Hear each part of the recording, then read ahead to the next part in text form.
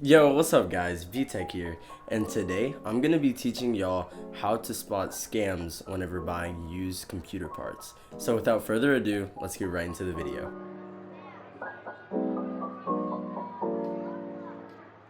So whenever trying to avoid scams, first you have to really know where all the scammers are.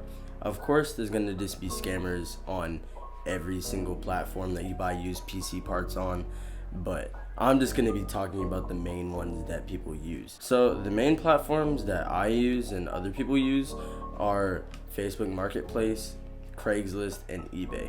Now eBay I wouldn't really use because I've gotten scammed plenty of times on eBay. I actually bought my first graphics card on eBay and it ended up being faulty. So I wouldn't trust eBay as much as Facebook Marketplace and Craigslist, but eBay is kind of like the last option for me. Now, the reason I like Facebook Marketplace and Craigslist is because you can actually meet up with the person instead of just buying it online and not knowing exactly where the product came from or what condition it's in, because it is much easier to lie on eBay than it is on Facebook Marketplace or Craigslist. Now, the main places not to look for used computer parts are places like AliExpress, Wish, and just other sites that kind of fit in that genre of website. Now, I'm pretty sure I don't even have to explain Wish or AliExpress to y'all because it's just selling fake computer parts for a cheaper price. Now, I know some people that have gotten legit parts off of AliExpress and Wish, but it is a very low chance that you would actually get a legit part for that cheap of a price that it's advertising. So now that you know where to look for used parts, I'm going to be teaching y'all how I personally spot scams or just suspicious activity whenever purchasing an item from a seller. So the first thing I look at, of course, is the description of the item. Is there a lot of information on the item and what condition is it in? And of course, I take a good look at the pictures, just make sure to zoom in, just make sure everything looks good, and make sure this matches up with the description. And of course, with that, just look at the price and make sure it just matches up with everything else. So just do some extra research and don't only look at one listing, just compare it to a bunch of other listings before you just settle on one thing. That is very important. So let's say you've settled on an item and you're ready to buy it from the seller. So instead of just being super quick and just ready to just give your money away and have the possibility of getting scammed, just try to get a feel for the seller before you actually buy that item. I know so many people that just don't do this and they end up getting scammed. So this is just really important to just keep on texting. Don't feel like you're over texting at all, or even call the person. Me personally, I like to call the person just to get a better feel, just to know they're legit.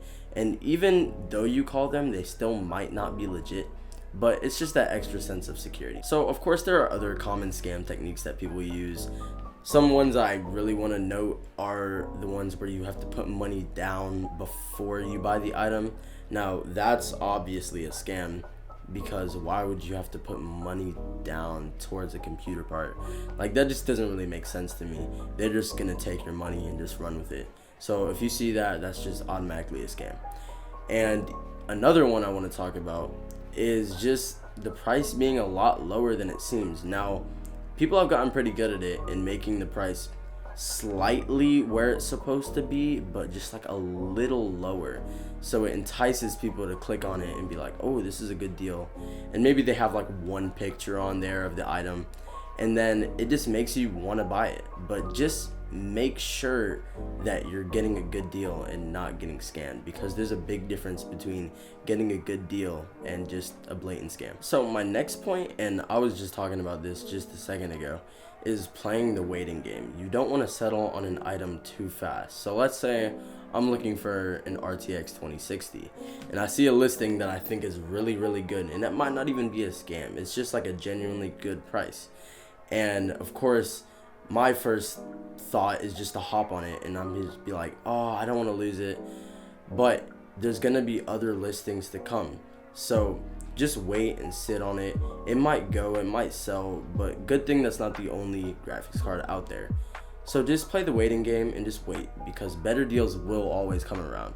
There have been many times where I've wanted to buy an item and then it sells and then I get really sad, but then the next week or two that same item is listed and then it's at a lower price, and then I end up buying that item and I don't regret it at all. So the last thing I wanted to talk about is actually meeting the seller whenever you're getting the parts. So of course y'all know that with computer parts, they can be defective, and with something like computer parts, you can't really tell that they're defective unless it's like actual like physical damage done to whatever part you're buying. But a safety precaution I always use whenever I'm buying computer parts is always try to see if you can meet up somewhere to test the part. Now, it's not always possible to meet up somewhere to test the part, but if it is possible, make sure to meet up at like a computer store like Best Buy or Micro Center, and they will gladly test the parts for you. All you have to do is call in ahead of time and just let them know you're going to be there, and then they'll let you test the part, and then you can just do the deal and make sure it works. So all these things that I've just told you are just things I've learned over the years buying and selling parts. So if y'all want a video on how to sell computer parts and make sure they sell for a good price, leave it in the comments below. I'll look at every comment and reply to them all. If you have any other ways to spot scams in videos that are common that I didn't list in the video, make sure to also drop those in the comments below, because I'll also be looking at all of those, obviously. So thank y'all for watching. I'll see y'all on the next one. Make sure to like, comment, and subscribe, and I'll catch y'all later. Peace out.